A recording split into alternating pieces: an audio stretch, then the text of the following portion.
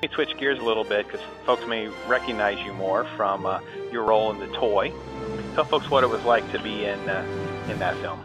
Listen, the whole process was one of great length. I mean, it was a 3-month process of going to a cattle call, which means they have 400 or 500 kids there, and then you just keep going back to call back after call back, and the number is dwindling down.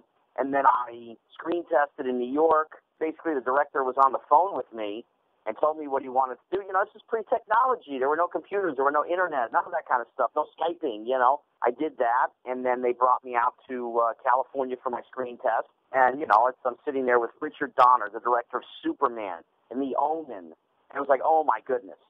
And go through that process, and then that takes a couple of weeks. After the holidays, they called me up and told me I got the film.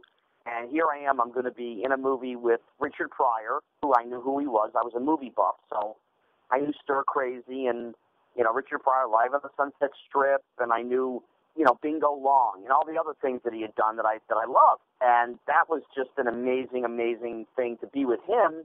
And then, of course, to top it off, I get to spend 4 months with Jackie Gleason, who I was a honeymooners and Smokey and the Bandit junkie. They were kind. They were nice. They were overly helpful to me in the development of my skills, not only as an actor, but comedic timing, helping me, showing me things, talking to me off the set.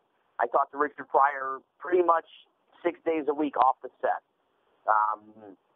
Mr. Gleason, he was always known for not wanting to work with kids or animals because they would steal from him, and there was always kind of like this underlining battle that took place.